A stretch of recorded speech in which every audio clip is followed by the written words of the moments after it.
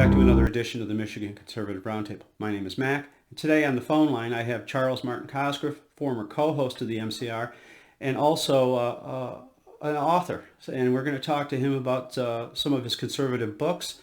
But before I do that, I want to thank all of our current subscribers. You can find us on YouTube, Rumble, BitChute, and YouTube. So we're gonna call you Marty, as we always do for this segment. How are you this morning, sir? How are you doing this morning? Oh, not bad for an old man. That's just trying to make things happen. Yeah. Okay. Let me ask you, when did you first realize you wanted to be a writer? Well, way back when we were in grade school, my friend. I don't remember all the details anymore, but I think 7th grade, and we wrote a bunch of essays, and some people came in from outside overseeing the school. You know how schools get accredited and whatnot. Right.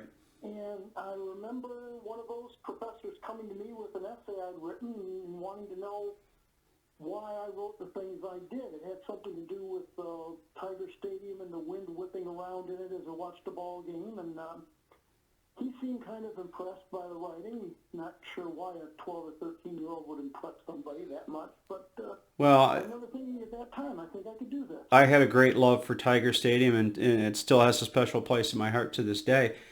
I hate Comerica Park, but that's another topic.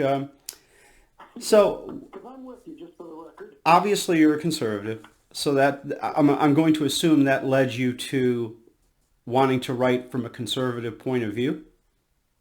Yeah, exactly. I mean, you take my first novel, A Subtle Armageddon. I really got the germ of that idea from C.S. Lewis's book, The Abolition of Man, where he talks about the secular society is left to itself, what could it lead to? And it would lead to a certain group of people having absolute control over everybody else. And I took that another couple steps later and thought, okay, what would society end up if it tried to perfect humanity by itself? And that's my answer, a subtle Armageddon. We tend to think of Armageddon as nuclear explosions and boom, and, you know, that's the end of it. But I thought, well, maybe it won't come quite that way. Maybe it'll be a little more subtle, a little more laid back, and by the time people realize what's happening, it's too late. Yep. Well, that's usually the case, I would say. What did you feel that there was a need for more conservative books that were less like perhaps a Rush Limbaugh book or a Mark Levin book that are basically on politics and political ideology, and maybe you want to just do something in fiction? Is that what got you going? Yeah, that's definitely part of it. I mean, you know, C.S. Lewis, J.R.R. Tolkien, to name a couple, these are definitely conservative writers. I don't know how much they'd agree with that, but I think the label fits, and I think they basically agree. Another quote of C.S. Lewis, not another, but my first quote of C.S. Lewis today, he talked about writing some of the fiction he did, and he did it to get it past watchful dragons, was his quote, past watchful dragons. Because if you throw things into a fictional format, a lot of times people don't understand where it's going, why it's going there, I should say, and you teach them something without getting into all the problems associated with politics and political labels and he said, she said sort of thing.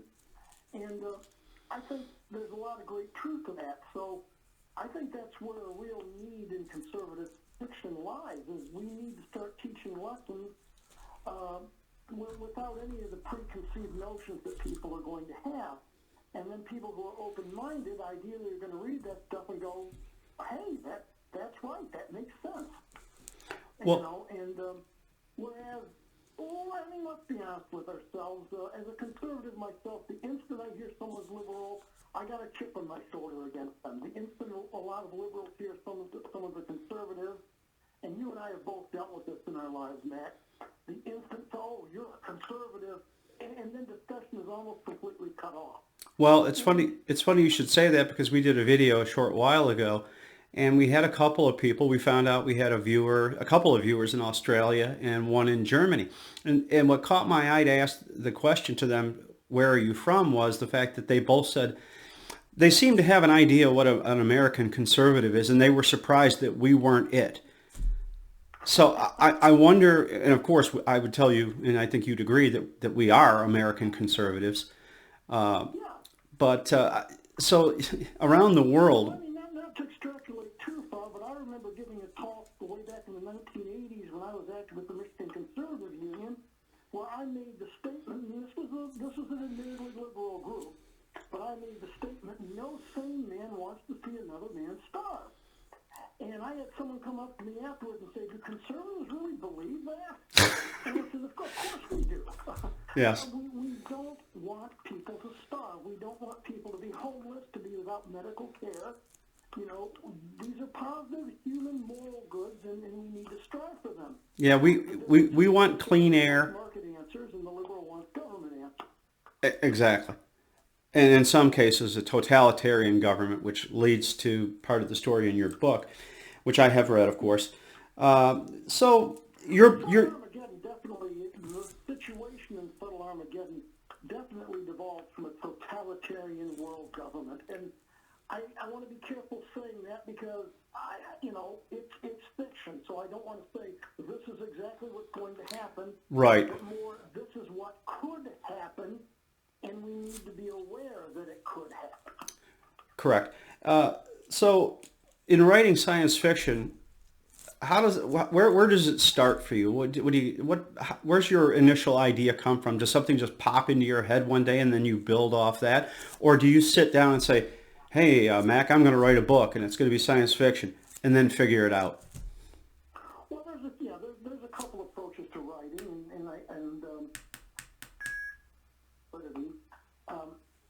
in my case, it was more I had an idea of where I wanted to end up, and I just started writing the book with that end in mind, and kind of let the story tell itself. Right.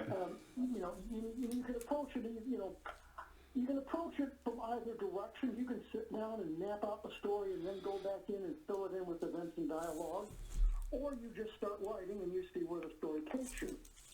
Okay. In my case, even though I had a particular end in mind, I really started writing the story kind of blind to that and worked my way toward it and let the story write itself. Okay.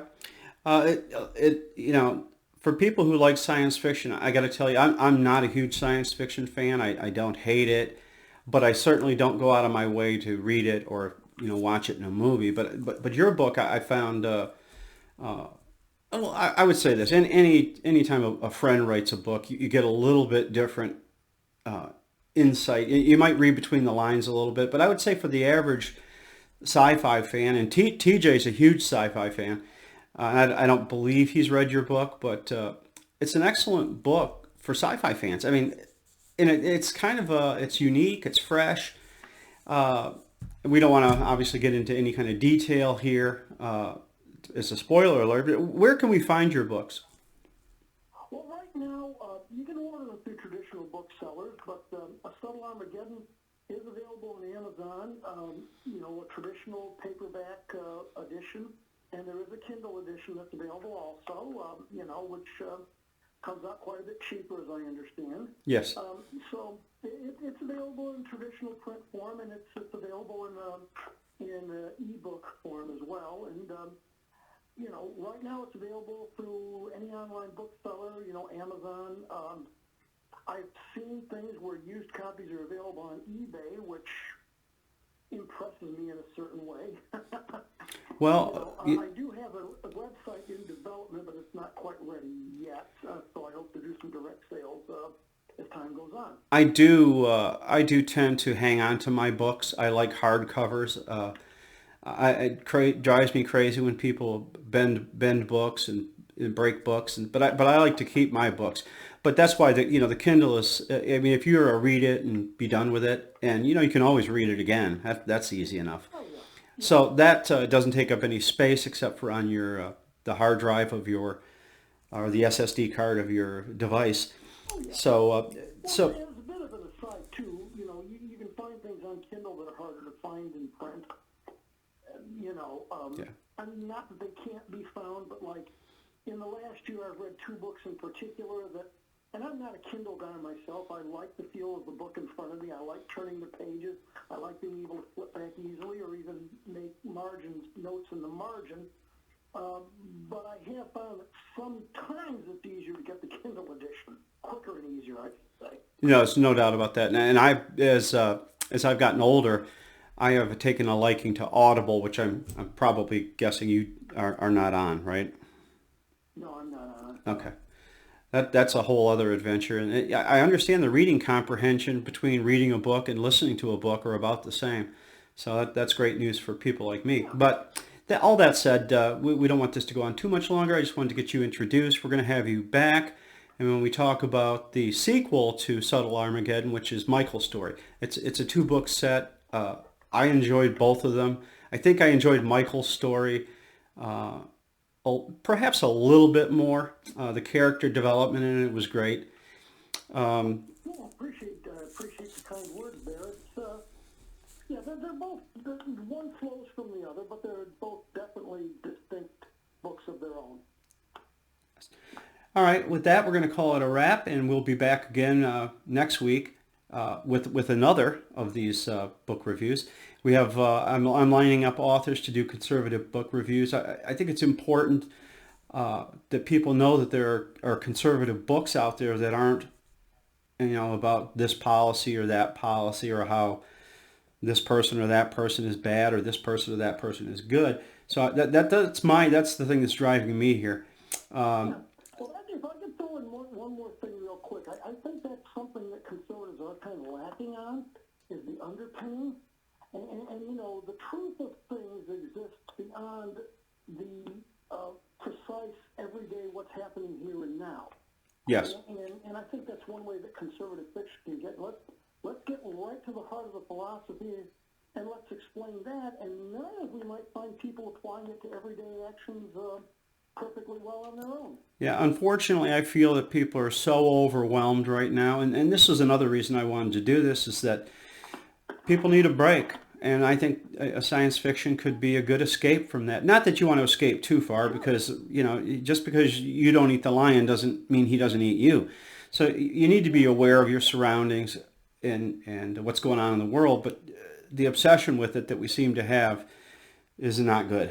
And I'll throw myself into that thing as well. But no, I understand that. I certainly don't want to say we shouldn't be concerned with what's actually happening in the concrete world, but if we understand the why is this wrong and why is this not wrong, it just helps us to apply to the everyday world, hopefully in a better form. Yeah, how morals have become relative is a topic for another interview, I suppose. But there's a lot that can be said there. Yeah, so let's go ahead and wrap this one up, and we'll see you next time. As we always say on the Michigan Conservative Roundtable, be safe, watch your 6, and don't tread on me.